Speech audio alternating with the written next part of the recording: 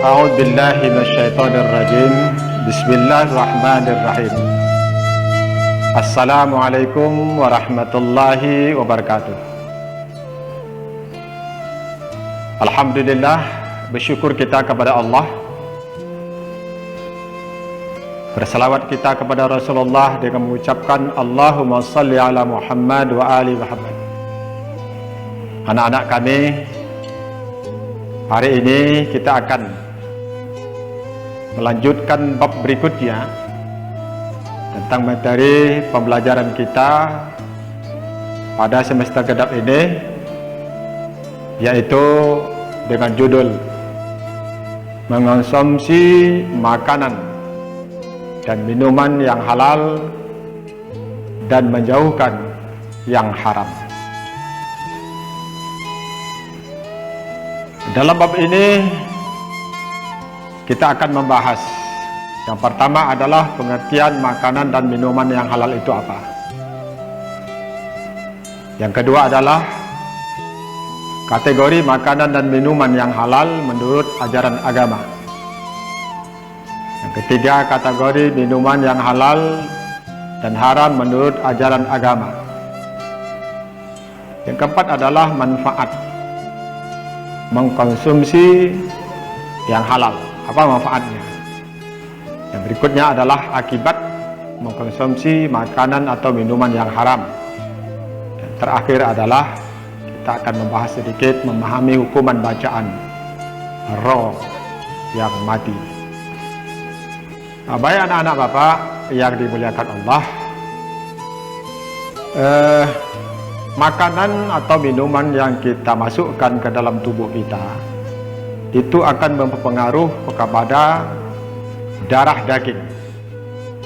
Di saat makanan dan minuman yang haram yang masuk ke dalam tubuh itu akan berpengaruh kepada hati. Hati kita akan keras kalau kita makan dan minuman yang haram. Makanya kalau kita makan minuman yang haram, kita sulit untuk menerima kebenaran. Susah rasanya kita untuk menerima hidayah, menerima nasihat-nasihat orang lain. Bahkan malas kita untuk melakukan perintah Allah dan menjauhkan larangannya. Itu semua adalah pengaruh dari makanan minuman yang haram. Nah, sementara makanan yang halal atau minum yang halal itu akan selalu melembutkan hati, cepat menerima kebenaran atau nasihat orang. Makanya Ahmad bin Hanbal pernah ditanya oleh seseorang, apa yang bisa melembutkan hati wahai Abu Abdillah? Yaitu nama panggilan. Imam Ahmad bin Hanbal merenung dan lalu beliau menjawab, yaitu makanan yang halal. Jadi makan yang halal itulah yang akan melembutkan hati seseorang. Anak-anak Bapak yang dimuliakan Allah, apa itu makanan atau minuman yang halal itu?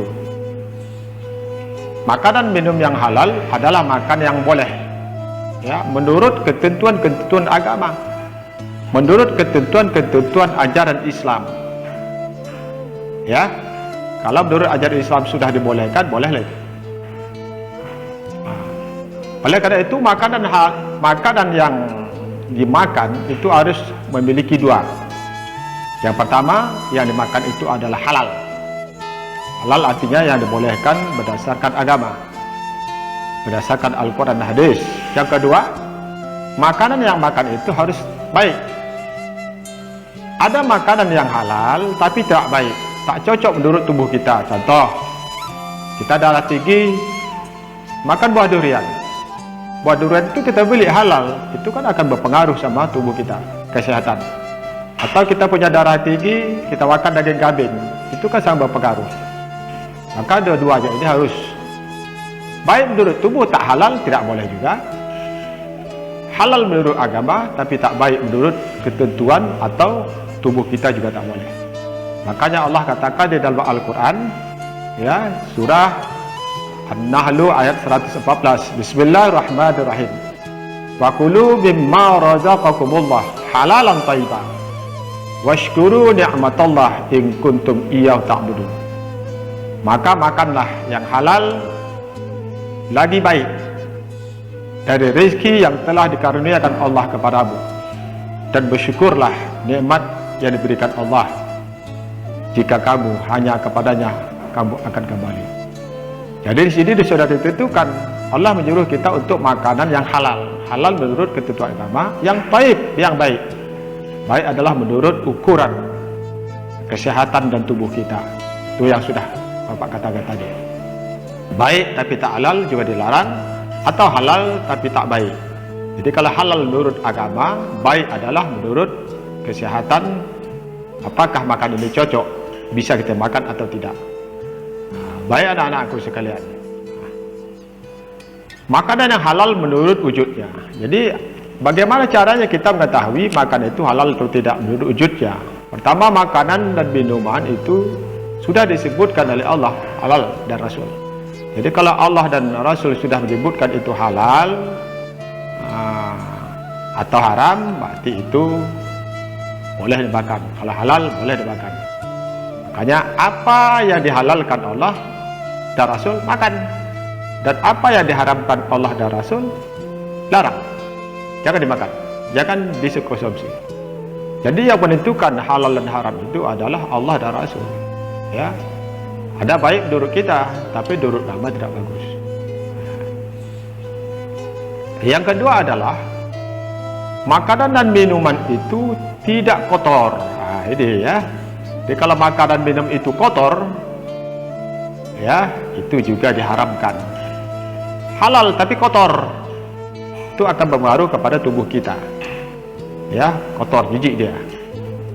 Makanya Allah katakan di dalam surah Al-A'raf ayat 157 ini, yang dan menghalalkan bagi mereka segala yang baik dan mengharamkan bagi mereka segala yang buruk.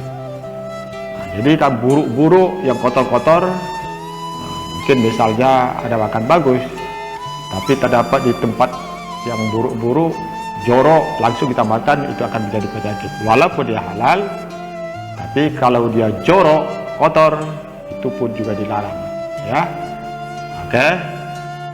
Yang berikut adalah makanan yang tidak mendatangkan mudarat, ya, dan tidak membahayakan bagi diri seorang.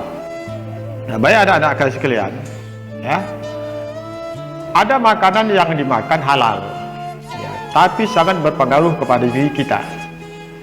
Ya, kan tak semua makanan yang halal itu bisa kita nikmati. Seperti yang Bapak katakan tadi, orang yang sakit lambung, sakit mah, ya, itu kan tak boleh makan pulut misalnya, makan nenas, itu kan berbahaya, itu juga diharamkan. Ya, kenapa? Karena ada efek pada dirinya. Sama seperti yang Bapak katakan tadi, dia punya darah tinggi, makan daging kambing atau makan buah durian, walaupun dia halal, dibuli dengan cara yang halal, tapi akibatnya pada dirinya akan membahayakan, itu juga diharamkan. Makanya Allah katakan, anfusakum, jaga dirimu dari sesuatu yang akan membahayakan. Jadi bukan halal saja, tapi apakah yang kita makan itu tidak ada berbahaya pada diri kita? Kalau tidak, silakan jangan. Makanya kata Allah, halalan thayyibah, makanlah yang baik, yang halal lagi baik. Halal menurut agama dan baik menurut kesehatan tubuh kita. Jadi kalau tubuh kita mengatakan itu tidak bisa, ya dimakan. Ya, anakku. Hanya ya ayuhan nas kulu mimma fil ard halalan thayyibah wala tattabi'u khutuwatus syaitan innahu lakum aduwwun mubin. Wahai manusia, makanlah dari makanan yang halal dan baik. Halal menurut aturan agama, baik menurut ketentuan tubuh kita. Dan janganlah kamu mengikuti langkah-langkah syaitan. Ya, seperti minum yang mabuk. Ya, mungkin menurut sebagian orang yang kebiasaan, mungkin ada rasa tubuhnya segar, ya, tapi itu kan tak baik, ya. Minuman yang memabukkan, yang membuat jantung satu saat akan terbakar, apalagi pil-pil narkoba sekarang, ya. Baik menurut dia, tapi menurut Allah itu akan mendatangkan kerusakan buat dirinya, itu sudah diharamkan. Oke. Jadi maka makanan yang tidak mendatangkan mudarat, ya. Halal pun datang mudarat diharapkan, apalagi tak halal, berbahaya pula. Oke. Berikutnya adalah ya kategori makanan yang diharamkan, ya. Semua makanan yang langsung dinyatakan oleh Allah haram. Apa itu? Misalnya ini ada ayatnya agak panjang, ya. Hurimat alaikumul maitatu, Allah mengharamkan apa? Bangkai, ya. Binatang yang sudah mati, ayam yang sudah mati dipotong, itu bangkai itu. Kecuali bangkai ikan dan belalang, ya. Sekarang hati-hati juga, ya. Ada ayam yang sudah mati tapi dipotong, itu sama artinya makan bangkai. Wadabamu, darah juga diharamkan, kecuali limpa dan hati, ya. Makanya kalau kita membeli ayam, buang darah aja, ya. Jangan darah itu ada masih dalam daging ayam itu sendiri, ya. Walah mul khinjir, daging babi itu jelas, ya. Jadi daging babi atau menyembelih sesuatu yang tidak nama Allah. Ayamnya halal, tapi dia potongnya tidak menyebut nama Allah, ya. Entah nama siapa-siapa dibuatnya, nama kakeknya, nama siapa. Walaupun benda itu halal, tapi kalau tidak dipotong dengan menyebut nama Allah, maka binatang itu haram. Atau misalnya binatang yang mati terjepit, tak sempat disembelih, atau terjatuh mati tak sempat dipotong, itu juga haram, ya. Nanti kan kita bahas lagi, ya. Ini sekadar secara umum saja. Jadi banyak sebenarnya penyebab makan itu yang haram, ya. Berikutnya adalah semua jenis makanan yang mendatangkan mudarat, ya. Tadi sudah disinggung, ya. Halal pun dia, tapi ada efek bagi diri kita, jangan, ya. Maka Allah, kenapa babi itu diharamkan? Pertama memang dia haram karena dia makan bangsanya sendiri. Yang kedua itu tadi, lemak yang ada pada tubuhnya itu yang membuat timbulnya badan kita terlalu gemuk, ya, gatal-gatal dan lain sebagainya. Maka jelaslah, ya, semua yang diharamkan Allah pasti ada bahayanya kalau makan itu, kalau binatang itu kita nikmati, kita makan, ya. Yang berikut adalah semua makanan yang kotor dan menjijikkan. Kan banyak makanan kotor kan yang menjijikkan. Ulat, ya. Sekarang semua binatang-binatang dimakan orang, ya. Kodok, ya, kelelawar, ya. Itu diharapkan. Makan yang menjijikkan atau makanan-makanan apa namanya itu yang memungkinkan mendatangkan penyakit. Maka Islam ini adalah, ya, yang selalu menjaga, bukan dari nilai agama, tapi agama itu sudah melarang karena untuk menjaga diri sendiri. Maka Allah Subhanahu wa taala dan hadis juga mengatakan, wa yuhillu lakumut thayyibat wa yuharramu alaihimul khaba'ith, ya. Allah menghalalkan bagi mereka segala yang baik-baik dan mengharamkan segala yang buruk-buruk. Jadi segala yang baik-baik, kalau dinikmati baik buat tubuh, itu dibolehkan, ya, kecuali dengan cara merampok, mencuri, ya. Bendanya baik tapi caranya tak baik, ya. Jadi kalau bendanya sudah yang tak bagus, seperti ular misalnya, makan ular dan lain sebagainya, itu bendanya memang sudah tak bagus. Makanya Allah mengharamkan, ada efeknya dari binatang itu sendiri. Oke. Yang berikut adalah makanan yang didapatkan dengan cara batil. Ya, benda itu bagus, tapi caranya dia rampok, mencuri, menipu, korupsi. Ya, makanan yang dimakan dengan cara yang batil sama artinya haram juga. Ya, karena caranya, bendanya halal, tapi cara dia mendapatkan benda itu yang tak bagus. Maka Allah Subhanahu wa taala, ya, sudah menganjurkan kepada kita, Allah menghalalkan segala yang baik, baik bendanya, baik cara mencarinya, baik dalam mendapatinya. Oke? Nah, berikutnya adalah makanan yang didapati dari cara yang batil. Tadi udah, ini firman Allah. Ya ayyuhalladzina amanu la ta'kulu amwalukum bainakum bil batil, ya. Hai orang beriman, janganlah kamu saling memakan harta sesama kamu dengan cara yang batil. Maksudnya apa? Menipu, menokoh, atau mengurangi timbangan, atau korupsi, atau macam-macam lah. Jadi bendanya halal tapi caranya yang tak bagus, itu batil, sama, haram juga. Jadi kalau itu dimakan, masuk ke dalam tubuh kita, maka darah daging kita jadi haram. Maka apa akibatnya? Hati kita akan jadi keras. Kalau keras hati kita, maka sulit untuk menerima hidayah, nasihat, dan mungkin berat hati kita untuk melakukan perintah Allah Subhanahu wa taala. Baik anak-anakku sekalian, berikutnya adalah minuman yang halal, ya, atau yang haram. Apa minuman yang dihalalkan? Tidak mabuk, ya, satu, minuman yang tidak mabuk. Yang kedua, tidak mendatangkan mudarat, ya. Yang ketiga, tidak najis, ya. Jadi alkohol itu najis, ya, ada benda-benda yang dimasukkan membuat orang mabuk. Tapi ada juga orang minum tak mabuk, karena zat itu ada zat campuran, ya, membuat rusaknya minuman itu.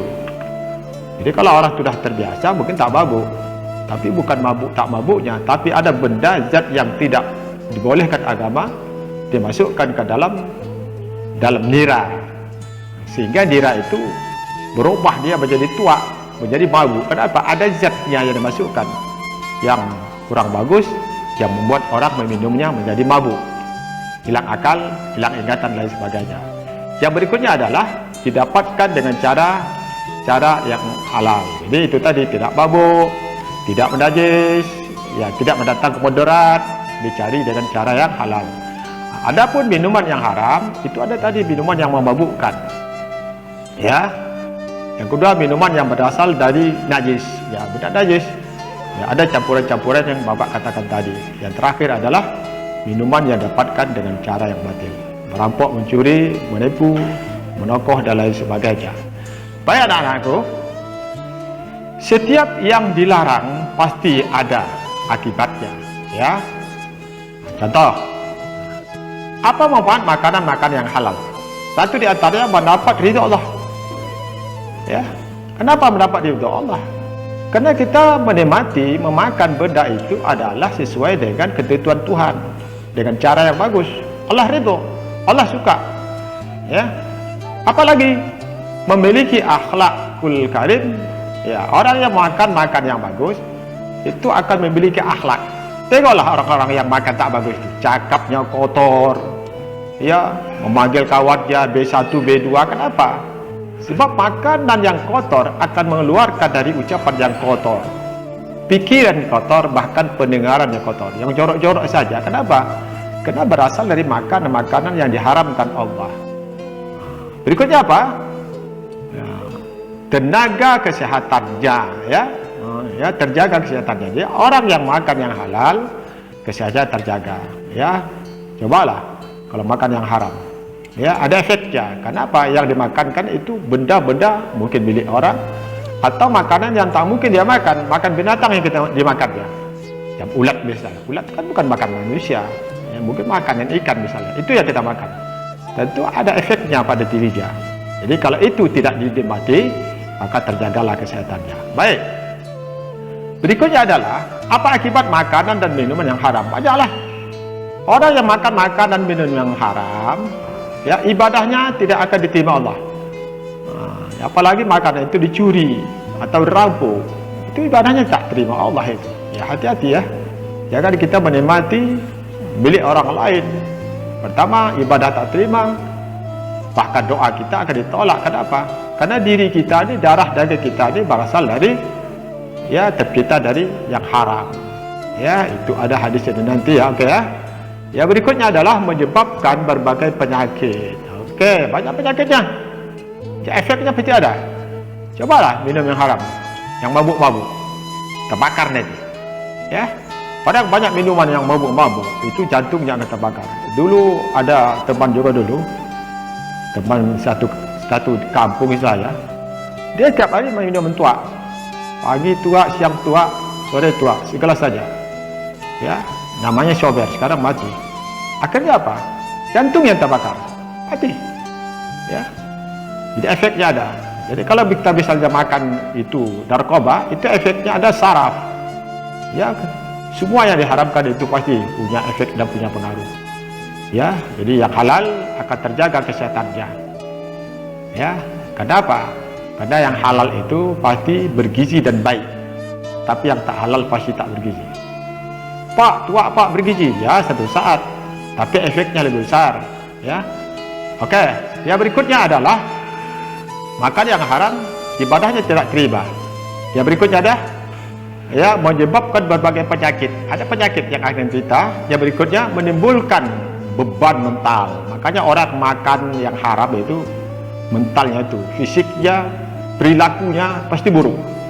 Yang berikutnya adalah, ya, mengganggu kesehatan tubuhnya. Setiap yang haram dimakan pasti ada efek pada tubuhnya, ya, sedikit demi sedikit pasti ada, tapi tidak dirasakan di saat itu, nanti ada, ya, dengan minuman itu pasti ada. Jantung, minum narkoba, apa buah pil dan lain sebagainya, pasti ada sarafnya, semua ada efeknya. Kenapa? Sebab itu sudah dilarang oleh Allah. Yang berikutnya adalah menghalangi mengingat Allah. Orang yang banyak makan yang haram sengaja, itu dia malas untuk mengingat Allah. Kalau kita sudah tak mengingat Allah, semua perilaku kita sudah bertentangan dengan Allah. Sholat tak mau, puasa tak mau, ngaji tak mau, dan semua lain sebagainya. Baik anakku, yang terakhir ini ada sedikit, ya, masalah memahami hukuman bacaan roh, ya. Roh itu ada tipis, ada tebal, ya. Ada tipis, ada tebal. Ya, kalau dia tipis namanya tarkik, ya, dibaca tipis. Kapan roh itu dibaca tipis? Kalau sebelum roh itu berbaris bawah. Misalnya Fir'aun, nah, Fir'aun, nah, ya, Firdaus, R-nya tipis, Firdaus, Fir'aun. Nah, jadi tipis. Kalau roh itu baca tipis, kalau sebelumnya baris bawah, Fir, ya. Nah, berikutnya roh itu dibaca tebal kalau sebelumnya baris atas, Wa'ar, Tar, ya, Far. Nah, jadi gampang aja. Jadi kalau di atasnya sebelumnya berbaris atas, maka roh itu tebal. Kalau sebelumnya baris bawah, maka roh itu dibaca tipis. Oke anakku, itu saja untuk pembelajaran ini, dan nanti akan kita perluas lagi di saat Jom. Mudah-mudahan kamu bisa menyimak dan memahami dari bab ini, dan nanti akan ada tanya jawab di saat Jom nanti, dan akan diperjelas lagi. Demikian, assalamualaikum warahmatullahi wabarakatuh.